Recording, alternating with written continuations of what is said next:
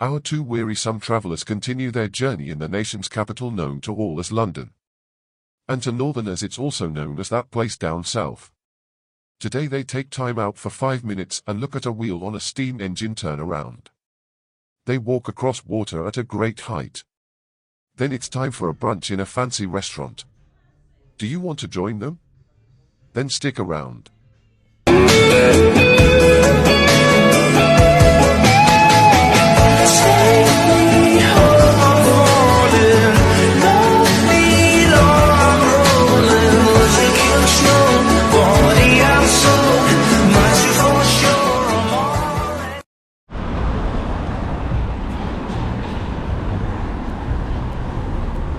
Is that Belfast?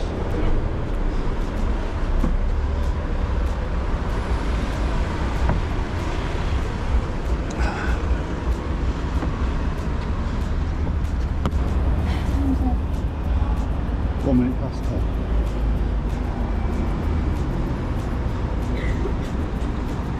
Ready to make a move?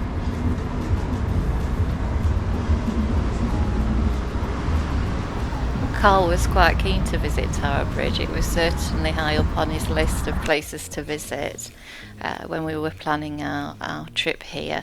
So here we are on arrival at the tower, and it was quite a number of stairs, quite an escalation. So he was particularly keen to see the wheel, which we'll be seeing later.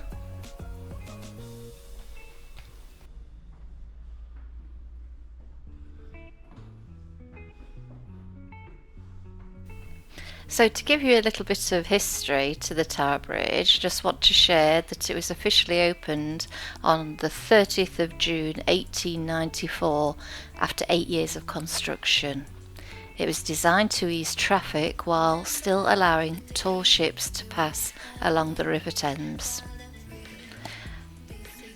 The design of the bridge is bascule and suspension bridge, meaning it can raise its middle section to allow ships to pass underneath. The term bascule comes from the French word for seesaw, referencing the way the bridge lifts.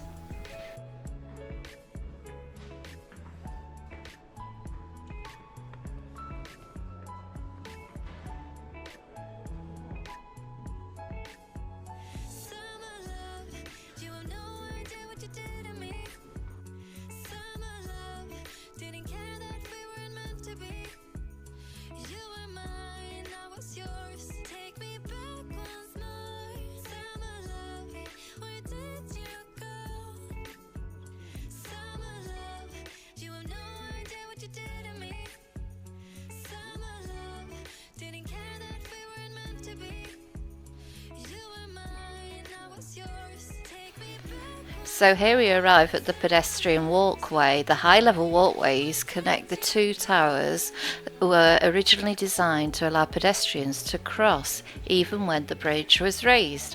However, they were closed in 1910 due to lack of use, but were reopened in 1982 as part of the Tower Bridge exhibition.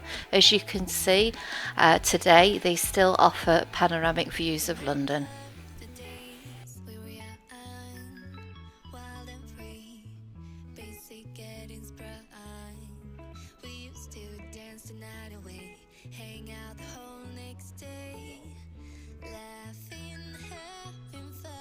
It was a marvel of Victorian engineering when it was built. The bascules, or movable sections of the bridge, were originally powered by enormous steam engines.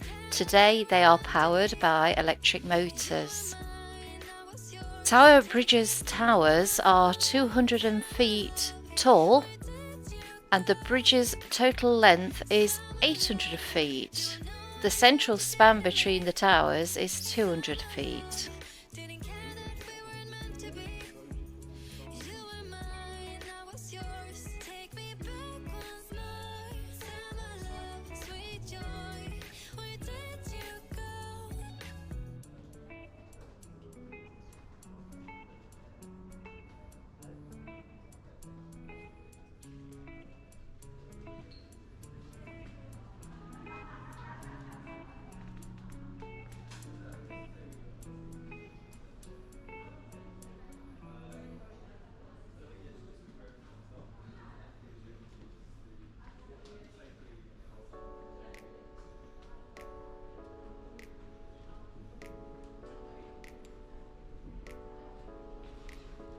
Many people confuse Towerbridge with London Bridge, which is a different, less ornate structure located upstream.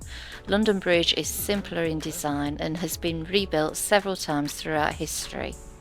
The original colour of the bridge was a dull grey. It was repainted red, white and blue in 1977 to celebrate Queen Elizabeth II's Silver Jubilee.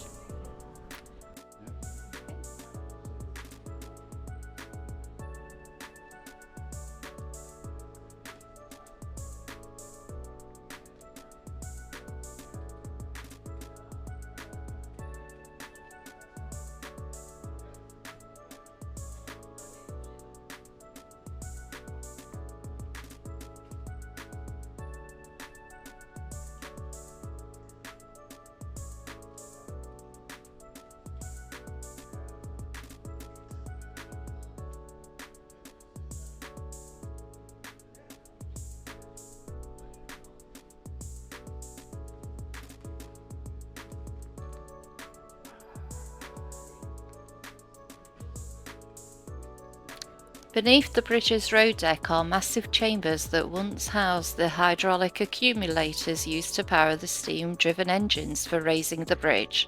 Today, these rooms are part of the public exhibition. During the Second World War, Towerbridge survived bombing raids but suffered some damage from shrapnel. Despite this, it remained operational throughout the war.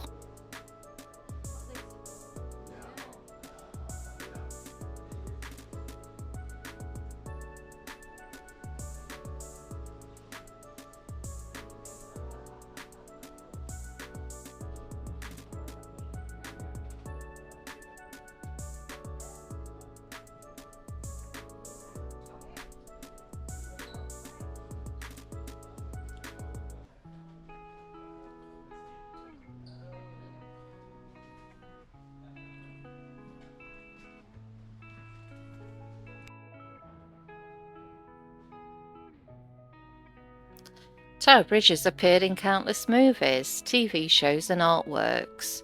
Films like Sherlock Holmes in 2009, Bridget Jones's Diary in 2001 and Harry Potter series have featured the bridge.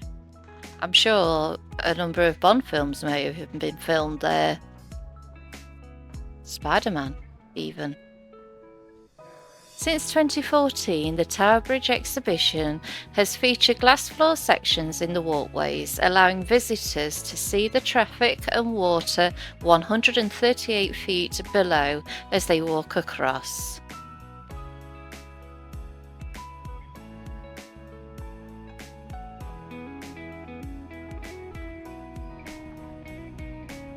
Towerbridge still carries road traffic with around 40,000 vehicles crossing it daily. However, weight restrictions are in place to protect the structure from damage. I really thought that would have been more vehicles passing. The bridge combines elements of Gothic Revival architecture, which complements the nearby Tower of London, providing a historic and visually stunning gateway across the Thames.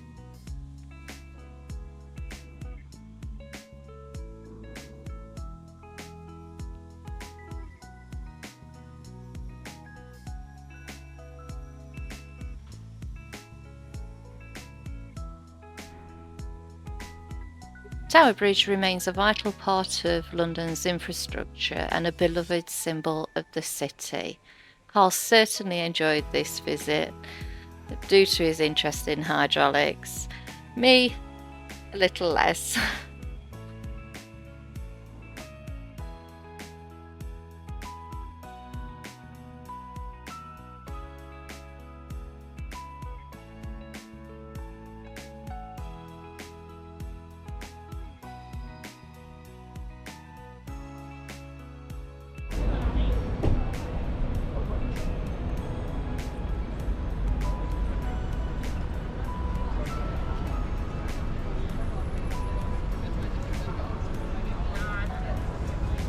So up to the top of the shoulder in a bit then.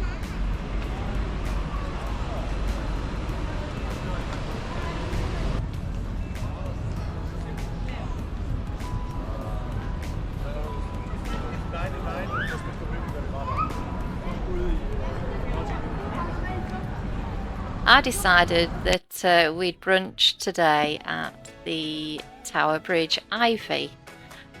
Some of you may recognise that it's located on the south bank of the River Thames, offering spectacular views of Towerbridge and the Tower of London, making it a popular dining destination for both locals and tourists. I particularly wanted to try this venue because I'd previously visited the Covent Garden Ivy and was impressed with that and hope to be with this.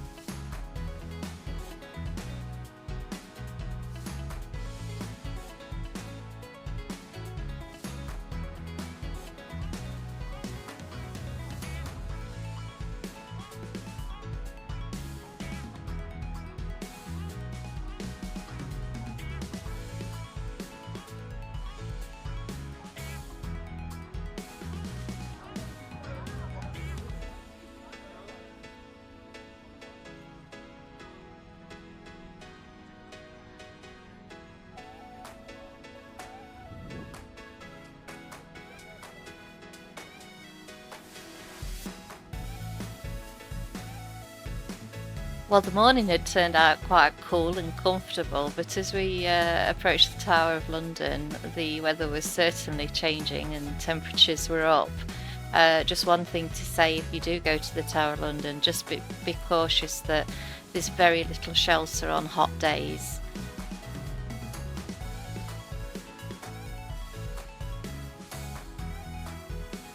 To go through some fascinating facts about the Tower of London.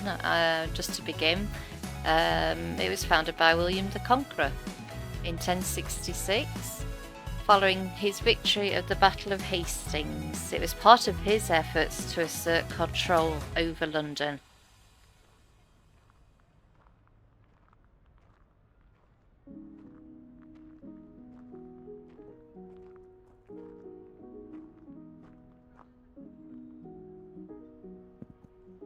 The tower has served as a royal palace, fortress and prison over its nearly 1,000-year history. It was once the residence of kings and queens, though it hasn't been a royal residence for centuries. The crown jewels are kept at the tower. The collection includes the imperial state crown, sovereign sceptre and the Koh-i-Noor diamond. They are still used in coronation ceremonies today.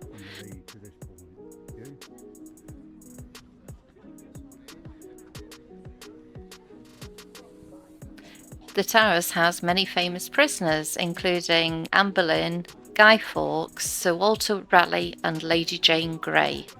Many high-profile prisoners were executed or held awaiting execution.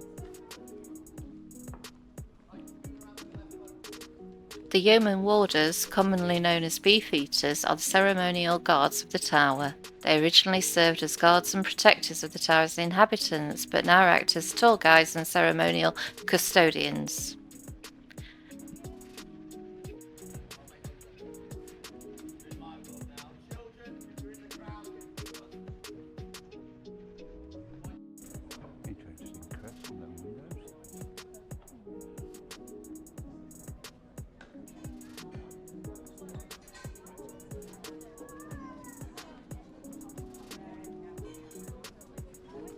The Tower of London was designated a UNESCO World Heritage Site in 1988 in recognition of its historical significance and preservation as a key medieval fortress and palace.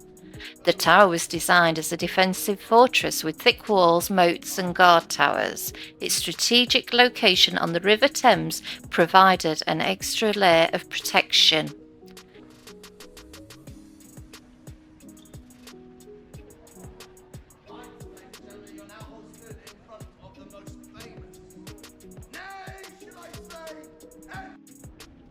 Traitor's Gate is the entrance through which many prisoners, particularly those accused of treason, were brought into the tower.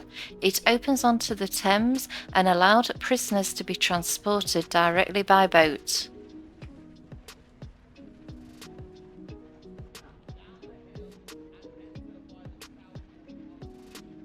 The White Tower was completed in 1078. It is the oldest part of the complex and was designed as a military stronghold. It was whitewashed in the Middle Ages, giving it its name.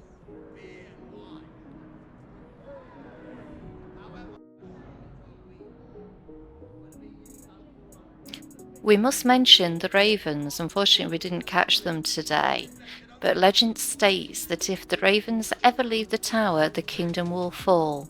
To ensure this doesn't happen, at least 6 ravens are kept at the tower at all times. Their wings are clipped to prevent them from flying away.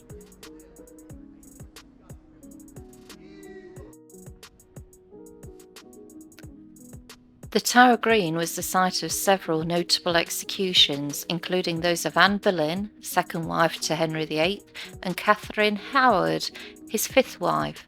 These executions were often more private, reserved for high-status prisoners.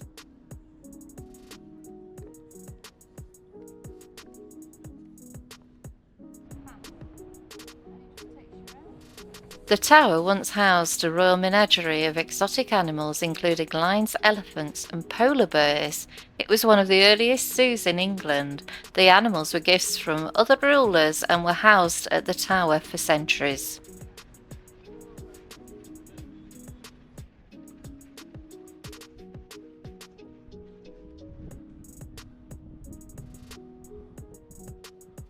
That's it for today. Join us again next time. Please don't forget to like and subscribe.